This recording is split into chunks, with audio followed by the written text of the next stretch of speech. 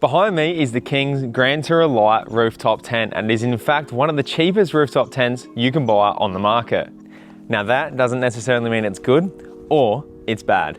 So after a few nights that I've spent in this rooftop tent, we're going to be going through it, looking at it and seeing if it's just another King's piece of crap or is it actually worth your money. So let's jump into it.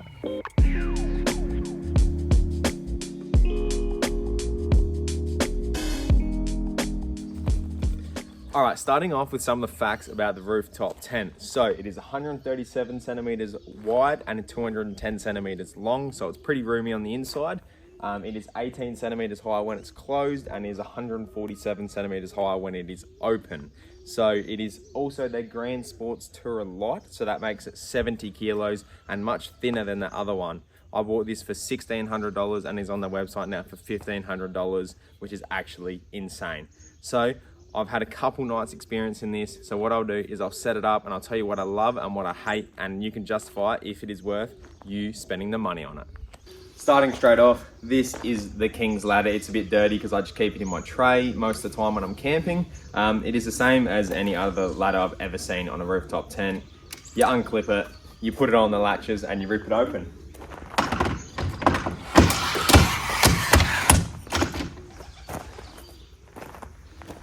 It is pretty easy to open. All you do is flip the two latches and push it up. As you can see, guys, there's an elastic band there that goes around the tent, and that is just so it all closes up when you actually shut the thing. But as you can see, if we jump straight in on the inside before I put the awning up, it's pretty nice in here. So I've actually got a mattress topper sitting on top and it still closes and no dust gets in. As you can see, the dust is there where the seals are. When I bought it, I got the roof thing like that. It's a little Velcro thing that clips on the roof and it gives you pockets on the inside. So what you do with this little elastic is you put it around wherever you want, wherever you can sit it. And basically it comes with these poles. Now they're a little bit awkward to put in now. And as you can see, you might say, why are they bent? And that's because they're always bent when you put them on. So even the bushwhacker, when I had the bushwhacker, it managed to bend. So yeah, I'll set these up and you can see what the awning looks like.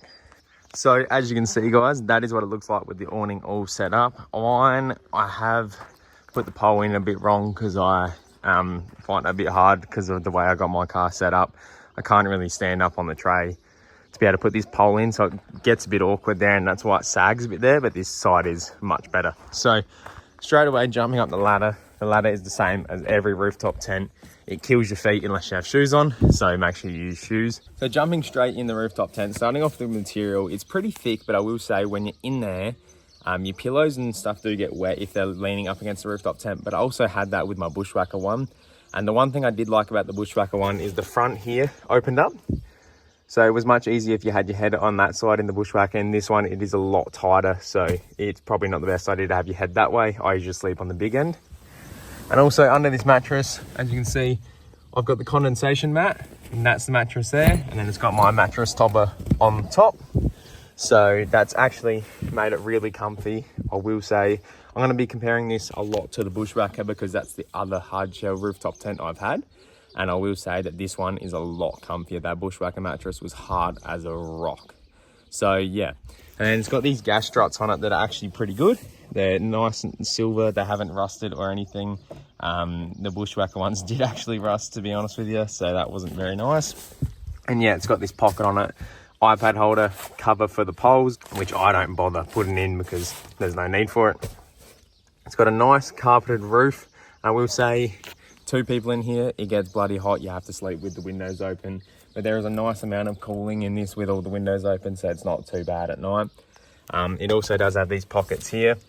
And yeah, so my experience in this, 2, 3, 4 nights I think I've spent in this so far. Had it in some pretty windy conditions as well as rain. The rain's held up perfectly fine. It hasn't wet on the inside and it actually dried out pretty quick because it's the grey colour. The one thing I really dislike about this is in the morning, I love sleeping in, and this brings in so much light in the morning. It's basically like it's daytime in here, which sucks, but that's good if you want to wake up by the sunlight and the natural way of waking up. But yeah, other than that, it's been a really good rooftop tent. As to why I bought it, because I couldn't justify the price of getting a bushwhacker, an Outback Tourer, a bloody drifter for the same amount of I couldn't justify getting a Bushwhacker, an Outback Tourer, or a Drifter, because for like half the price I could get this and it does the same thing to me. But you do have to have the Kings logo on your car, which sucks. But this one is definitely their best rooftop tent by far. I've had the soft shell ones, terrible. They were like just terrible, but they've really redesigned this one and they've done a really good job. I really do like it. Just before I show you guys how to pack this rooftop tent down, the one thing I will say as well, I do love the fact that it's only 70 kilos.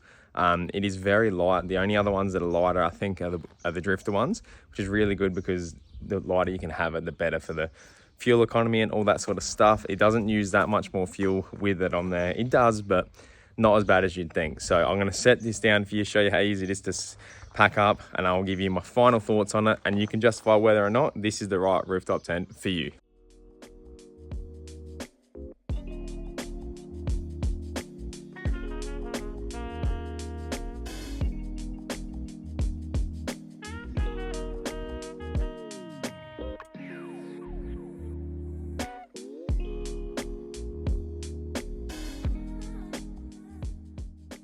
So guys, my final thoughts on the Kings rooftop tent is that is actually probably, to me, worth the amount of money you pay for it. You pay a lot cheaper price.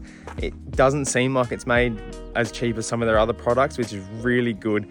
It's actually made to a high standard, and I know Kings gets a lot of hate, and I'm not endorsing them at all. They make some absolutely shocking products, but this is probably one of their better ones, and at $1,500, you can't beat it. So if you guys like the video, make sure to like and subscribe, and I'll catch you in the next one.